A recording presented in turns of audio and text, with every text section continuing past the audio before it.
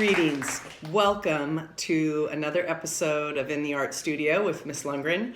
I am your gracious and most humble host, and am so happy you are here with me today. I have a very exciting lesson that I hope grows into a Montlake neighborhood phenomenon. That means something that is unexplainable. Sometimes we think of seeing things like UFOs as a phenomenon. I think that's maybe what it means. I'm hoping this project spreads. I hope it spreads all around the neighborhood and it sends love and joy to everyone that passes it. What do I speak of? Peace cranes, origami, a beautiful, beautiful folding art that has a long history around the world. Cranes are often a sign of luck or joy. In this case, they're a sign of good health. And there's a legend about folding paper cranes, and I wish I had the time to read you the story, but there is a story called Sadako and the 1,000 Paper Cranes. And it's believed that if someone folds 1,000 paper cranes, it will bring wellness to someone who's sick. And I'll read you a little bit of the back of the story in case you want to go to the electronic version from the public library. It's a pretty long book. It's a few chapters, in fact, and I don't think we'll have time to squeeze it all in a video. There's 9 chapters. But I'd love to read you the back of it just to give you a little bit of history with the paper cranes. Sadako and the 1,000 Paper Cranes by Eleanor Coer. Hiroshima-born Sadako is lively and athletic, the star of her school's running team. And then the dizzy spells start. Soon, gravely ill with leukemia, an after effect of the atom bomb that fell on her city when she was only an infant, Sadako approaches her illness as she did her running, with irrepressible spirit. Recalling a Japanese legend, Sadako sets to work folding paper cranes.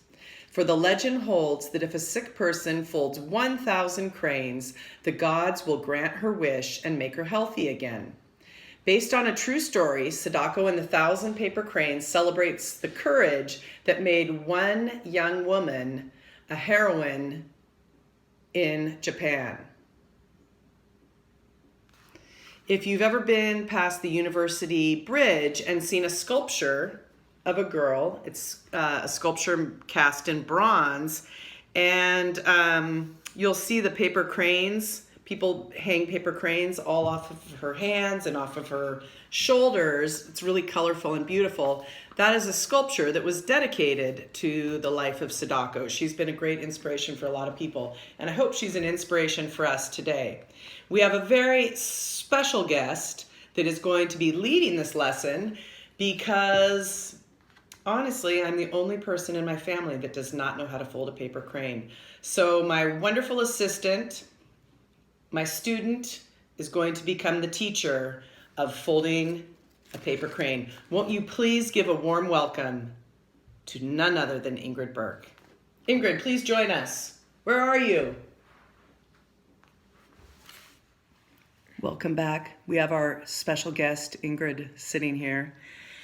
For this project, you are going to need some paper.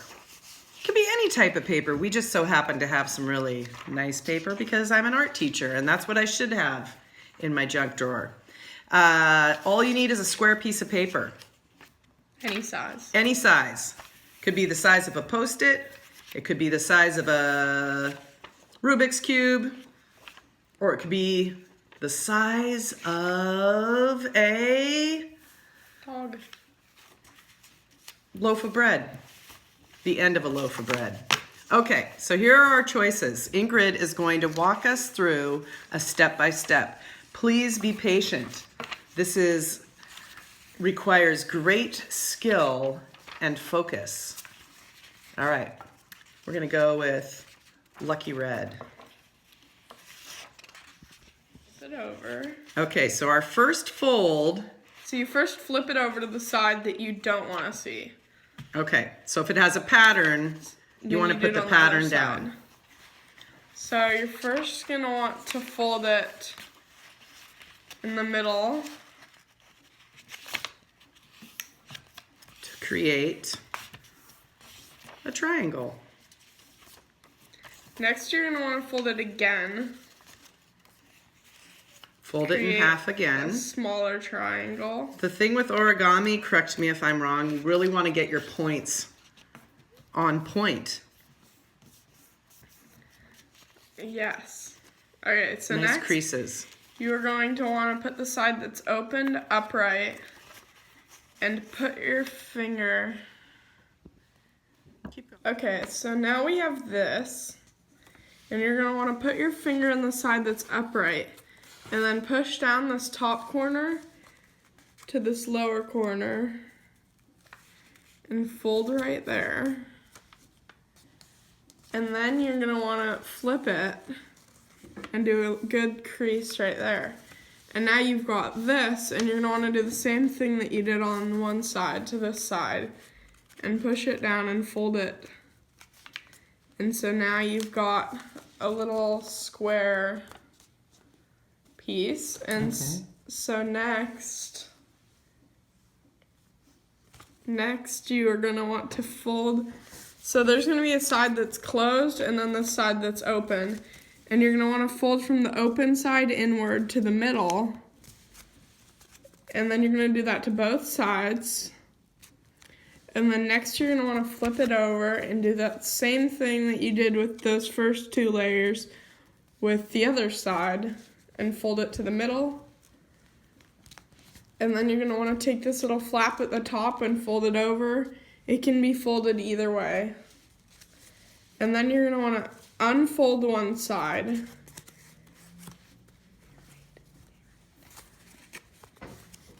And you're going to want to open this. So this is the tricky part, right? Yeah.